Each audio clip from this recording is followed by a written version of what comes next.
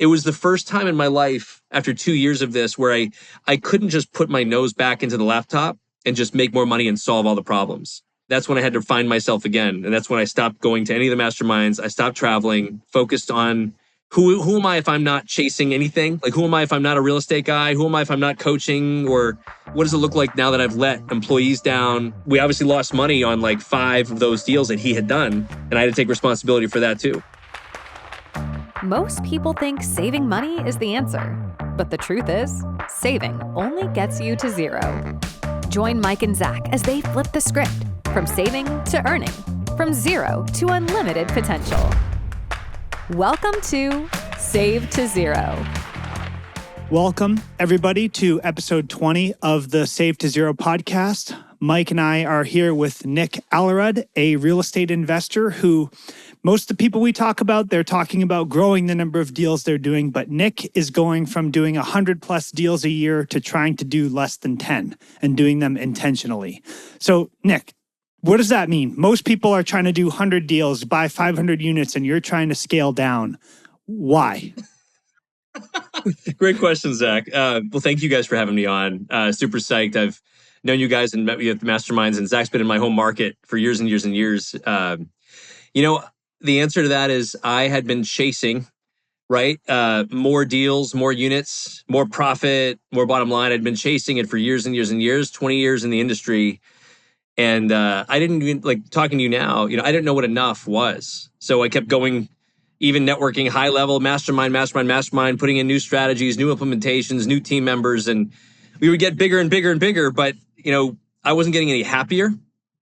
I wasn't feeling really fulfilled at all. And it took we joke and talk about all the hard resets that we've had. I know you guys have had a couple, right? And going through hard resets, I had like my 4th and biggest one. And it gave me, a 1.5 year break where I had to just really go internal and figure out what is success to me? Like, what is happiness? What is fulfillment? And real estate will always be a big part of my life. So I just said, you know what? Instead of doing 150 deals this year or 300 more units or cash flows, I'm going to do less than 10. And they're going to be very intentional, something that excites me and gives me passion, because that's really all that matters now at this point in my career. And money follows excitement is what I've been finding, for sure. So then what is exciting to you? Is it a single family fix and flip, or is it something different? I always will, as Mike said earlier, there's always an addiction with the fix and flips for me. I have an addiction to that. I love creating ugly spaces and making them beautiful, right? Period. We're creators. We're manifestors. That's what we do. So even though I made a commitment never to do another single family fix and flip 2 years ago, I've done at least 15 to 20, which is still more than I wanted to. But I love it. And when you know how to deal with contractors, right? You know how to deal with rehabs and budgets and overages, it kind of becomes easy. But I think it's that part of taking ugly things and making them beautiful. And we still do that, right, with like our hospitality assets and broken down RV parks and boutique hotels. And that's kind of what we're into now, along with still the multifamily, still our bread and butter. Value add multifamily is a bread and butter asset. Yeah. Okay, so I got to jump in here on the addiction. Yes. Yeah. Man, I feel from one addict to another. Let's go, Mike. No, I feel your pain. Sometimes you just tweak it. When I sold my first company, part of the time we spent 16 months driving around the U.S. in a motorhome. And I was always looking for new companies to buy. We'd be in Arkansas, East Nowhere, Arkansas, and I'm looking at companies in the area. I have no intention of moving to Arkansas, but I still would, and this was going back a few years, I'd still grab the newspaper or bizbuysell.com, and I'm looking for, and I'm visualizing, and every couple times I drove by and I brought Lois with me. She's like, so you're this close to buying a pizza place in the middle of nowhere in Arkansas just for something to do? I'm like, yeah, wait, I can make it the next Domino's, and I just got to do this and this, and I get all this stuff together. So, man, I hear you. And then I wish you had driven by the Moonshine Incorporated illegal thing and like tried to franchise that model. That would have been really cool, Mike, in Arkansas. No, I'm telling you, but no, I feel you paying for the addiction. So like now, when I get stressed out about something, and Lois is just chilled for the day because she could have retired years ago. In 2017, when I sold my second business, she just said, "Yeah, that's it, I'm done. You want to come with me? That's fine. If not, I'm not working anymore." And Now, when I get stressed out, she'll say, I can't help you. It's your choice. What do you want me to tell you? There's nothing I can, but I'm going to die. Hey, it's your choice. Sell the business. Give everything to Zach. Just move on. What are you doing? Self-affliction, you said earlier? Another good term? Yeah. It's self-afflicted addiction. Yeah, I like it. Definitely self-inflicted addiction. Absolutely. I can see myself, I'm going to be in my deathbed. I'm going to be like, but we can do one more deal. Hopefully you'll be known for more than that, Mike. I'm pretty sure you will be. No, but it's addicting. Absolutely. Okay. So my understanding is that you were in banking for 20 years. I was what made banking. you leave banking? Oh, banking for about 5 years. We were at Mellon Bank in Boston, and then from banking went into real estate for the 20 years. Yeah. I got you. Okay, I misunderstood. So what was it like working at such a big organization, because Mellon is big, to Mellon was huge. Running your own company? Sounds really sexy, right? Like you guys know. I got to call myself an investment banker, and ultimately I was pretty much a glorified sit in your cube for 10 hours a day and be a teller, right? Just for the bigger institutional clients. So, one of our clients was Fidelity Investments, and that was like the number one client of Mellon Bank, and everyone bowed down to the almighty Fidelity, right? And I'll just never forget, because they had so much clout, would have our team, they would have 7 custodians at once, and every quarter they'd give out a report card of who the best custodian was and who the worst one was. And if you were in the top 3, they'd pull all the accounts from those bottom 3 and give them to the top 4. And that impacted payrolls, it impacted salaries, bonuses. So it's like the stress was unbelievable. And to give you a sense of like how high end and prestigious the job was, I was promoted like 4 times in the first 3 years, oversaw a team of 25, and I was still making under $52,000 a year. Wow. And working like 60 to 70 hour work weeks. It was horrible. Oh, Nick, God. I got a job for you if you're interested. I'll I'll pay you 53. You know what's interesting though? You're right. Like save to zero. Like my first salary at Mellon, I was so proud of myself for negotiating. They gave me an offer of $31,000 a year, and a kid out of school. I'm like, okay, wait, I'm gonna get more, right? So I like, will you take $32,000 a year? They said yes. I'm like, ha! I got him. And then, as a contrast, like you guys know, like being in this business, I mean, God, what's that? Like 1/5 of like what a single family rehab fix and flip could make. It was just an unbelievable shift of like opening up, like a contrast of living bigger. Yeah. Oh, and what made you say, yeah, I'm done with banking? Like, what was the straw that broke the camel's back? I was already, the long story short is I lost a board game, Zach. So I'm in a dining room table, me and a bunch of the other politics majors, because that's what I was. We had no future whatsoever. We're playing that game of Risk and, global domination, right? All these dudes. And I was really good at it. Yeah. And I was really good at the game. All 5 of them gang up on me and get me out in the first hour. So I'm out, and it's my house. So it became a joke. I turn on the infomercials. It's 1 a.m, and the infomercial pops on, and I'm just sort of watching it, and I'm making a joke about it. Like, see what you guys made me do? What, I'm just going to wait here for you guys all to leave? Like, what the, WTF? And John... Buy real estate, pennies on the dollar. John Beck's tax lien free and clear system came on the infomercial screen. And as a joke, it was a complete joke. It was $49 to get more information. I called it in just to show to my buddies what a mess I was, that I just lost the game.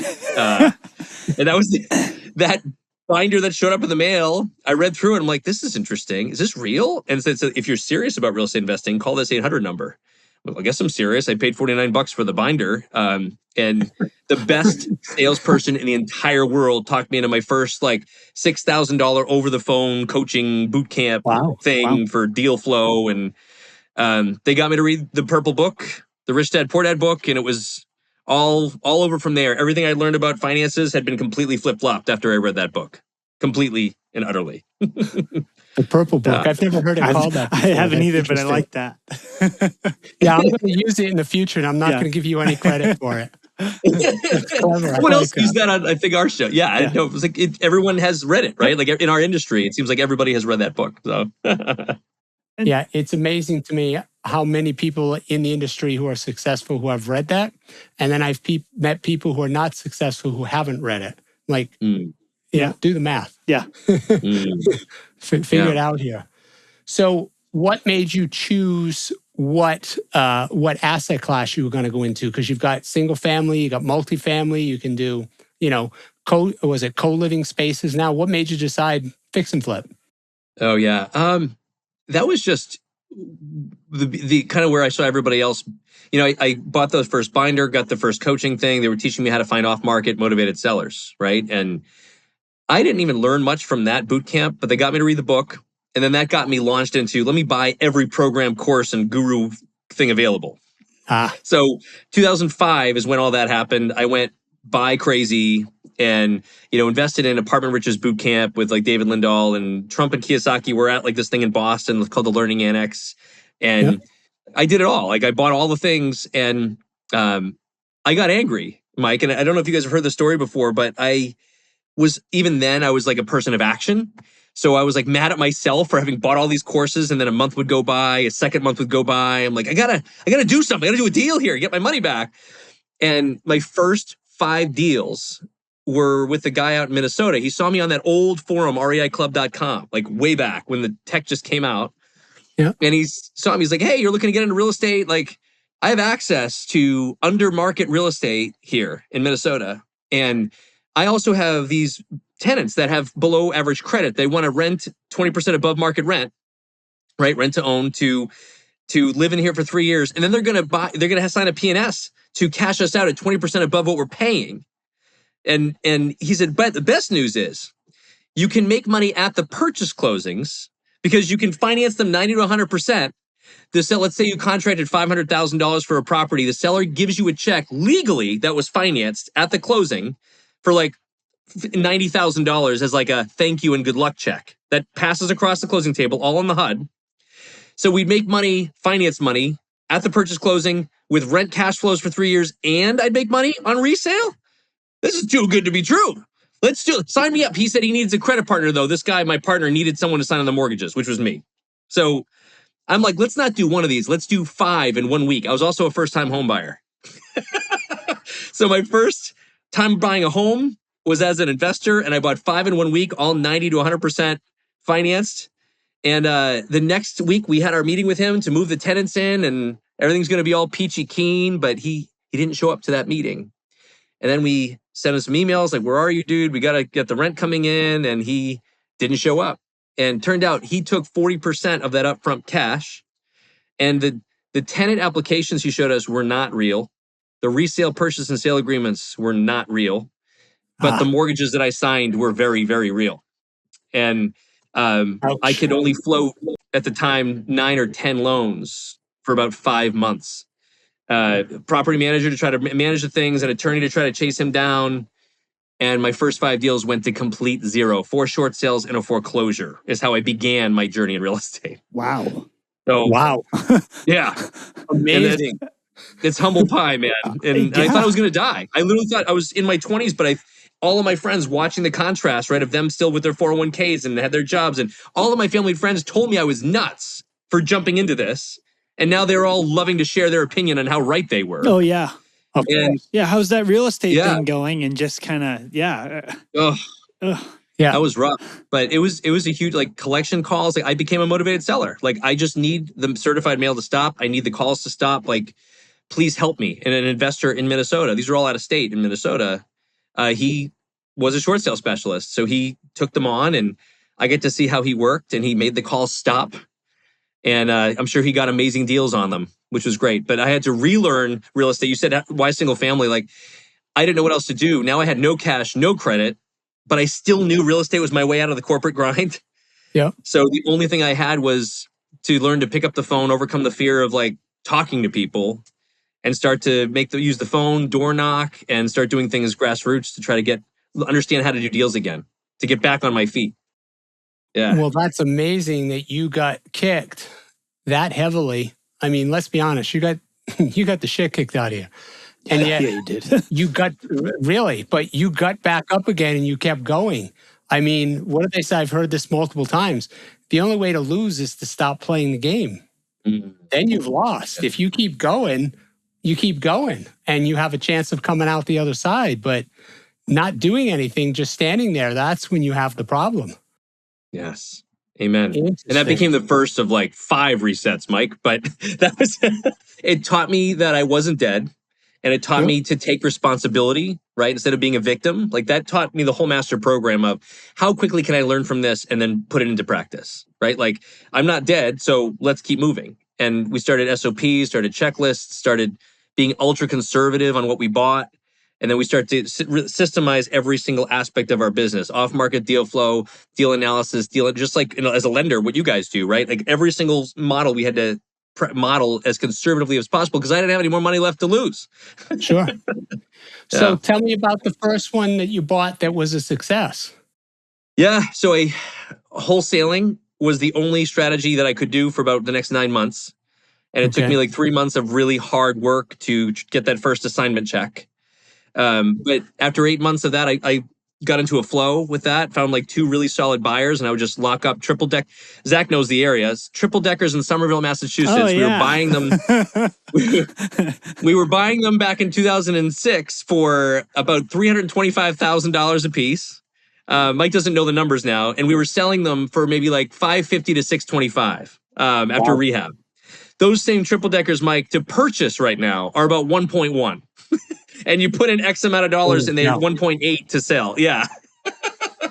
So that was my market. And I just found 2 really good buyers. And 8 months later, I had enough. I found out what hard money was. Didn't know what that was before I went through my stuff. And, with a local hard money lender, I had enough for my down payment on my first triple decker in Somerville because I knew the numbers. I knew what I was doing. And did the whole thing, did most of the work myself, learned a crap ton, one that I shouldn't be doing the work myself. And I broke even. And that was the biggest win I had in real estate up until that point. All the learning, didn't have to lose my shirt. It was a fantastic win. That was 2006. And then from then, we put that into a system and a checklist. Like, okay, how can we do more of these? And I think the next year we did like 6, and then the year after that was 10, and then we started to really scale to get to that 120 mark, which was a sweet spot for us over time with lots of lessons learned. What made you, like mindset-wise, persevere? I feel like making up a stat, 80 or 90% of people getting their teeth kicked in on those first 5 deals would have said, yeah, I'm out. And then if they somehow stuck with it and did one more and broke even, they probably would have said, yeah, I'm out. Like what made you believe in it or yourself? Like, that's a really great question. You know what I think it was? This isn't a great answer, but I think at that moment, now looking back, I was just trying to prove people wrong that I could do it. That is a powerful motivator. Yeah. Powerful, like the naysayers. And 2, and like I mentioned, now looking back, hindsight's 2020, but getting out of the bank was a big motivator. Getting out of the corporate world, knowing that I was completely unemployable. I was really good as an employee, but I hated everything about it. And that was a big one. But chasing something. At first, it was chasing the $1 million, right? Then the million in net assets, then $1 million in cash flows, and then I was just going for whatever the next target or goal was, getting bigger without really having an understanding why I was getting bigger and continuing. Yeah, that makes sense. It does. Yeah. That's kind of makes deep. complete sense. It does. Yeah. So when did you switch from wholesaling, flipping? When did you get into, I understand you've done multifamily. I know you've got some hotels, boutique hotels. What made you switch to that asset class? Yeah. Well, 2009 came and I'd gotten really good at rehabbing in the Boston market. So I knew though I wasn't building wealth, it was all just transactional, right? Like it was all just money coming in, money out. So I knew I was supposed to build a rental portfolio, but I couldn't do that because I didn't have good credit, right? Until like 2014 or 15, I'd be dangerous again. So we found this little Amish town out in Western Pennsylvania called Newcastle, Pennsylvania. A bunch of us Boston investors went out there, found out we could buy these houses all in. We could buy them for 10, put 15 into them, $25,000 they'd rent for $500 a month. Single family rentals. So Wow. I would do 4 rehabs here, take some money, go out there, buy 1 or 2 or 3 more. And sometimes we get lucky. There's a tax deed sale. Like there was just a little market that I could do. It was a cash market, no financing needed. And that became like my foray into like rentals and like testing out property management strategies and how to work with tenants. And then in 2011, since we're on your podcast, if you're cool, my next big reset. Yeah. It was, it's whatever you guys want to hear, whatever helps your audience. 2011, I'd taken all the David Lindahl stuff, like big apartment house riches, and don't just buy a 6 unit, buy a 150 unit, right? Regardless of your experience, like just go for it. And I liked thinking bigger. So I was like hustling, and just like when I was in single family, I was marketing to South Carolina and Kentucky properties, like emerging market, motivated big commercial owners, and trying to make deals work and structuring them and due diligence and raising capital. Nothing was working because I was a one-man show.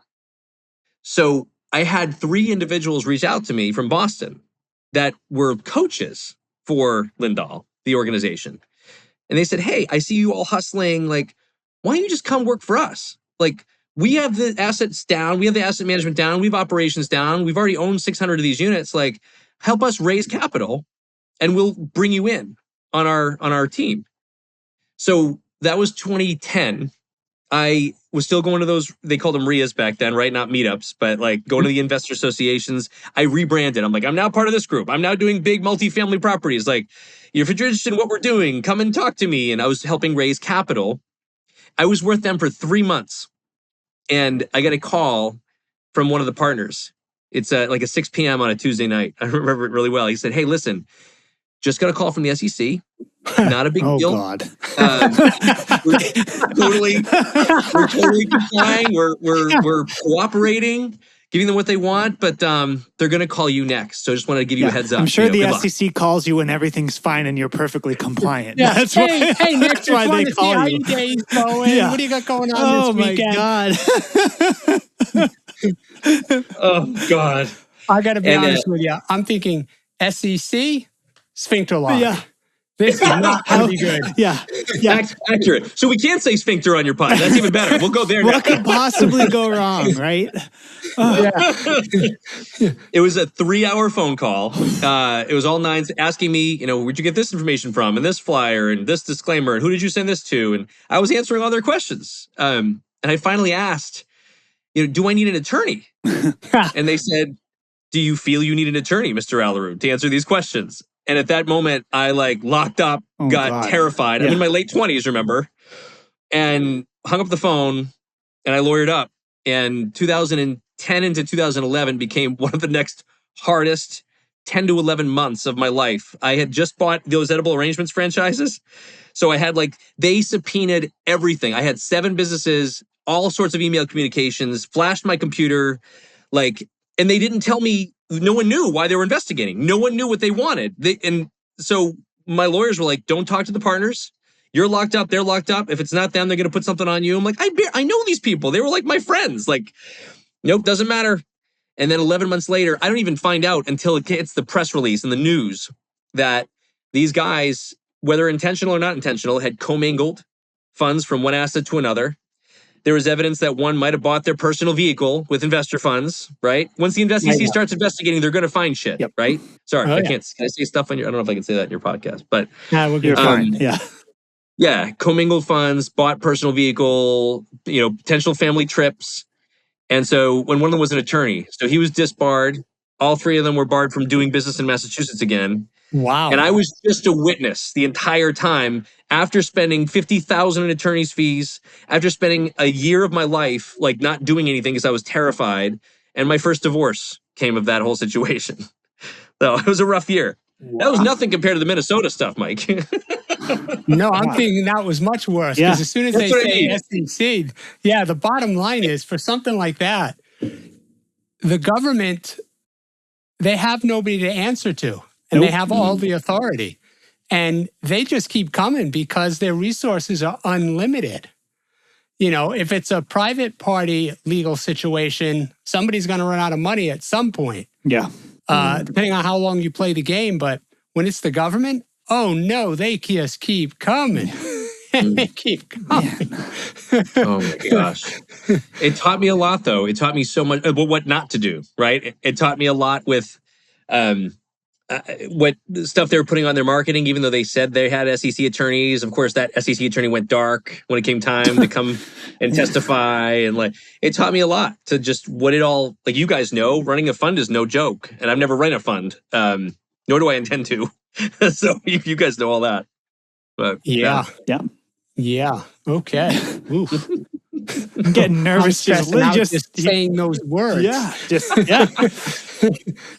Oh. yeah. Oof. We Okay. had 5 of those. We don't have to go through all of them, but those eventually, to answer your question, I guess, Mike, right? So rentals, the SEC thing, big multifamily. Then we shrank down to small multifamily because everyone and their brothers, sisters, aunts, and uncles jumped into multifamily in like 2016, 2019. Yep.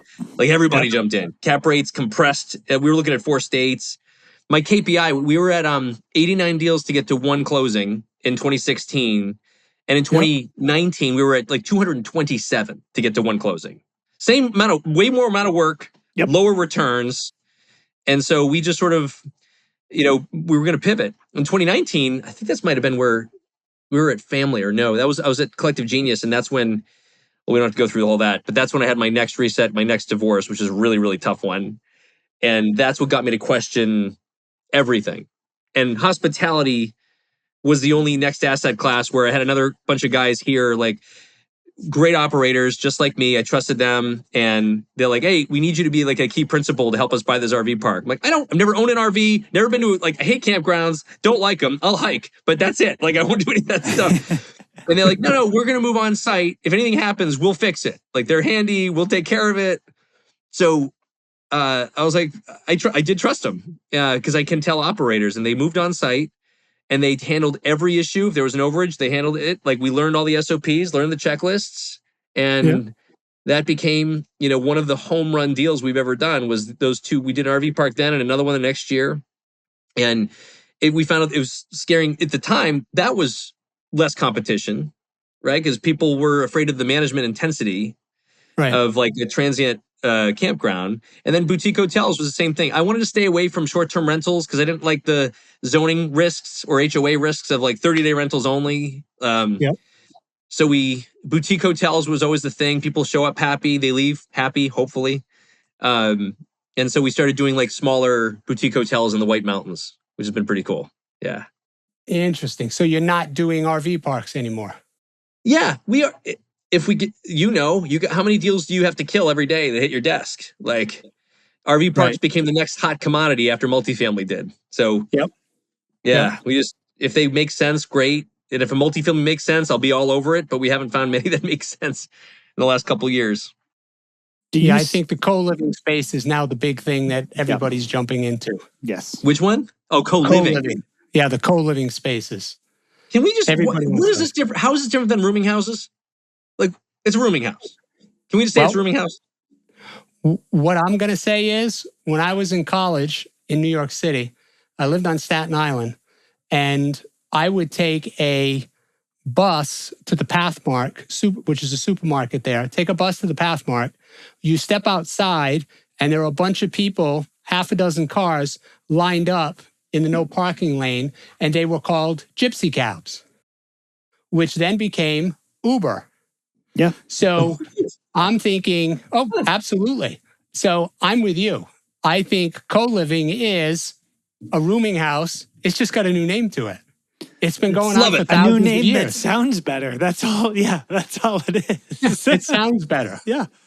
And what a great reframe of the story, too. Gypsy cabs to Uber and now co-living to rooming. That's great. Yeah. Good work, Mike. I can relate to that 100%. It's true. And I see these things, and people think that the guy who started short-term rentals was a genius. Well, when I was living in Massachusetts, after I got out of college, Lois and I would want to go to New York on the weekends. So what did we do? I grabbed the New York Times, and there was a guy there, AAA something, and you would rent somebody's apartment for the weekend because it was one of 2 things. Somebody who couldn't really afford to live in the city, so they'd stay at a friend's house for the weekend so that they could raise money for their rent, or it would be somebody who lived in Jersey but he or she worked in the city, and they didn't want to do the hour and a half, 2-hour commute every day. So they'd rent their apartment out through this guy who was a property manager. Short-term rentals have been around for hundreds of years, but it wasn't called Airbnb at the time. It was called AAA weekend rentals. It was the same thing. They just repurposed it and added tech to it. So, oh well. Just on that same note, hold on, just because you're letting me vent now, and I can vent freely. You go, brother, go. Can we reframing? I'm just going to say this. I'm going to say it loudly, and now I'm trying to remember what was it called? I think it's novations, the hot new word, right? Yeah. And I love Eric Brewer. He's a big friend of mine. Love him. And novations. We've been calling them seller partnerships or seller equity JV splits for the last 20 years. And all of a sudden, novations come out and it's this big new thing, but they might be illegal because we're doing all sorts of things. Just make them a seller JV agreement. It's been done for 20 years. Sorry, that's all I had to say. I'm good. Reframing. Well, okay. Well, all right. Now we're going to go. What about this creative financing? Oh, man, that's what I was going to say. Oh, here we go. Yes. Save to zero. Let's do it on this podcast. Yeah. Come on, Pace. Creative financing has been around forever. But now you got these people that are going to create creative finance. And what they want to do is they want to get a property that has zero equity. They pay the mortgage for the person, and then they can't pay the mortgage, and the person loses their property. So talk to me about, it says here that you had a real estate brokerage. Yeah. And tell me about that. You had 40 plus agents. When did that fall in? Was that before you got to see Uncle SEC, or was this after Uncle SEC? It was during. I was in transition to moving. 2009 is when I got my real estate license because I didn't know why. Why? I felt bad. I was putting this poor agent through all these comparables, right? This poor agent, I'm an investor.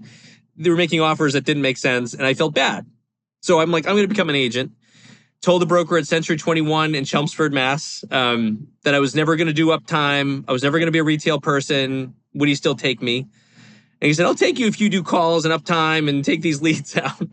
So I said yes, was with him for 2 years. And it was in the second floor of that office. I'd already given my broker notice that I got my broker's license and was moving out. That's when I was pacing the second floor on the SEC call. I remember it really clearly.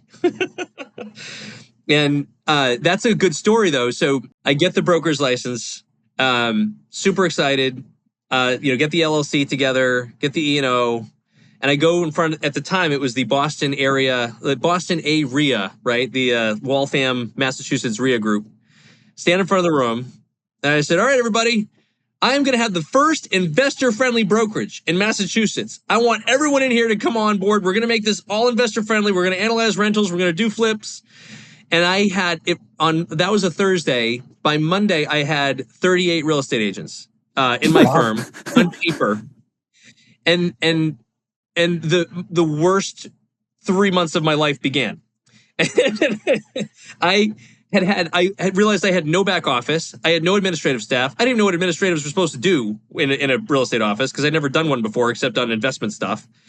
And I would meet with them every week, give them all coaching. And how many of them do you think did anything that I asked them to do, right, at 38? The answer is 3. Yeah. Oh, sure. Yeah.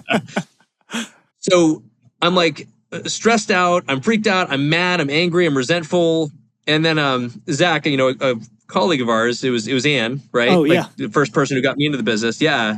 She and I were having lunch, and she said in her very direct way, well, you don't pay these people. Why don't you just fire them? And what? I can fire these people? I can let them go? How is that possible? And I had a really tough conversations with all of them, but I kept 3 of 38, sent them all to KW and Century 21 and places they could get real support because I certainly couldn't give it to them. And we restarted with 3. And then over the course of the next 6 years or so, we built it back up to 40 retail and investor friendly agents that I was proud. We were the first investor-friendly brokerage in Mass. I think now there's 9 or 10 of them. So it's kind of cool. And I can tell you, Nick, seriously, you are the epitome of get your ass kicked, get back up and keep going. Yes. From what I've heard so far, You got hosed by, let me see if I got this straight. Yeah, sum it up, You got Mike. hosed by somebody in Minnesota. You got hosed by somebody in Minnesota, which totally ruined your credit. You got divorced. You got the SEC knocking at your door, paid 50 grand in attorney's fees and hadn't done anything wrong. Somewhere in there, you got a second divorce. You started a brokerage and you had no idea what you were doing, hired all these people over the weekend, and then got rid of them all, only kept 3, then rebuilt it up. Somewhere in there, you made some nice money on an RV park, 2 RV parks. You've done single family, which you're addicted to, multifamily, boutique hotels. Dude, you're like a freaking buffet of craziness. Crazy. Which is why less than 10 deals a year, right? Okay, there you go, everybody. The answer to the question I asked at the very beginning is right here, 35 minutes in. That's why. And honestly, guys, we didn't even, for another episode, we didn't even remotely go through what happened the last 4 years. That's a whole different episode conversation for why I had the biggest reset ever. And that's why I'm like simplifying my life is really what I'm focused on right now. Okay, wait a minute. You can't say, guess what, never mind part 2. Yeah. Lay it on us, bro. Come on, we got like 5 or 10 more minutes here. Let's hear it. I think that's good for your audience to like tune in on episode 48 of What happened to Nick today? Oh man, I know. No, I had well, yeah, I'll try to do as quick as I can. Like I met you guys again I've known Zach again for years, and Mike, I met you at the mastermind that we were part of, and I was really proud, right? I was really part of 3 or 4 of these masterminds, and I was a member of some of them, and some of them had me flying around the country doing talks and coaching, and I loved coaching, I loved teaching, and I'll try to make this a quick story. So in the past, whenever there was a problem in my life, one thing I could do is I could outwork anybody, right? So I would just put my nose down. I'd do more deals. I'd make more money. I'd buy more units, whatever it was. I'd do it, right? And money usually could solve all problems. There's a couple problems it couldn't solve. Like one, I'm driving to the airport to go to my Collective Genius meeting in 2019. This is kind of like the peak of our real estate business. And, you know, I don't know, we had 29 W-2 employees. We had a huge overhead, but we're doing lots and lots of deals, residential, commercial, investor servicing. Like we had all the things happening. And driving to the airport, I got a call from a 617 number, and it said, Mr. Aalerud, my name is so-and-so. I represent your wife in the divorce. And we had been living separately under the same roof, though, from 2016 until then, under a co-parenting arrangement that she and I had drawn up, like for the kids. And thought everything was copacetic. And it was so sick. I'll share this with you guys. Like I had been with someone who money was all they really cared about. So if I was going to go to Collective Genius or go to even a trip to Mohegan Sun over the weekend, as long as I paid her $1,000 per weekend, that was our agreement for watching the children. So, wow. And for me, I was like, okay, I broke this down to a money thing. Interesting. Like it worked. And I got this call from a 617 number. She said, I'm going to need you to vacate the house in 7 days. We can't confirm when you're going to see the kids again. And we're going to need you to pay for everything in the interim while we finalize all this stuff. And didn't even hit me, you guys, right? I'm like, whatever, I'm busy. I'm doing a keynote. Like, I got to talk. I'm doing this thing and I'll talk to you later. Get on the plane. And it like hits me like a ton of bricks, like a ton of, oh my God, I have like at the time, I don't know, like 12, 13 million in assets. And I'm going to be homeless. Like I can't move in anywhere and I'm not going to see my kids. That's what really got me, right? Not going to see the kids. And that whole thing put me down a road. And Collective Genius was the first time I had a very, very public ego and identity death in the midst of, as you know, 50 super high players, A-list people. And I go up there to do this big talk on how, you know, this is how we keep our team together and core values. And we do these daily huddles and these weekly things and the checklists and everyone's happy. And this is how we recruit and train. And I get up there to start the presentation and I just crumple. I literally bawl and go on my knees and start crying saying, I don't have anything, my shit together. None of this is real. My personal life's falling apart. I just want to see my kids. I'm like crying in the middle of Collective Genius before I even do my talk. And some of as you now know, there's so many amazing people in that room where I thought I had to like, everyone in there was puffing egos out, but I got some wonderful, loving support and people who gave me like, here's a men's group, here's this, here's that. And over the next 2 years, which became the divorce, it was the biggest battle I had in my life, and it was really all about the kids. I didn't care if I kept businesses or money, or it didn't matter. I allowed a person in my company who I had just checked out, and I allowed another person in my company to step up, who had been wanting to step up for years, to take up over department because I couldn't show up emotionally. I certainly couldn't show up physically to my own office. Like I was just spent for 2 years. Yep. And 2 years later, divorce is finalized. Everything, of course, worked out so beautifully. Like we have a joint household. My kids are very happy. They're so well adjusted. Like, businesses are intact. She's still happy. I made sure she was taken care of. And I come back to work. And he big welcome back. And he shows me all these numbers. He's like, look, while you were gone, look at all the success. He shows me all these numbers. I'm like, maybe I was the bottleneck. Maybe it was me. Maybe I was super controlling. And so, but something just didn't sit right. Something didn't sit right. And it took about 6 months, and I was at home, and he came in the middle of the night. This guy who was in charge of all these departments, my COO, and he dropped off the keys. He said, "Hey, listen, something happened in the office. I'm not really proud of it, but I'm really sorry you have to deal with it. I'm going to take my paternity leave early." And he went to go on paternity leave. And in the meantime, I stepped back in. There was a huge staff issue, sexual assault, physical assault that I had to deal with in his absence. But the biggest part was I started to get on the calls with the asset managers, property managers, and I'm like, "Hey guys, like I've been away for a really long time. Just want to let you know, like he's out for a while. I'm stepping back in. Like, let me know about any issues, and I'm the new guy. So just let me know what's going on." And we called, remember one of them, this is one of many, called the Pennsylvania Property Management Group. And I had this conversation. They said, "Oh no, we fired you guys 8 months ago. We couldn't take your lying sack of shit, partner there." Like, you fired us as a client? Like, yeah. So I said, "Who's been managing these 75 units?" "Not us." And I looked at the numbers that he showed me. The numbers were great. Like, what is going on here? And that led into a whole slew of HUDs that we found from rehabs he had bought and sold because he had signing authority. HUDs were just not real. They were generated to show numbers. Loans that we had payoffs on were never paid. And that it was the first time in my life after 2 years of this where I couldn't just put my nose back into the laptop and just make more money and solve all the problems. And that became from 2022 until 2024. That's when I had to find myself again. And that's when I stopped going to any of the masterminds. I stopped traveling, focused on who am I if I'm not chasing anything? Like, who am I if I'm not a real estate guy? Who am I if I'm not coaching? And what does it look like now that I've let employees down? And we obviously lost money on like 5 of those deals that he had done. And I had to take responsibility for that too.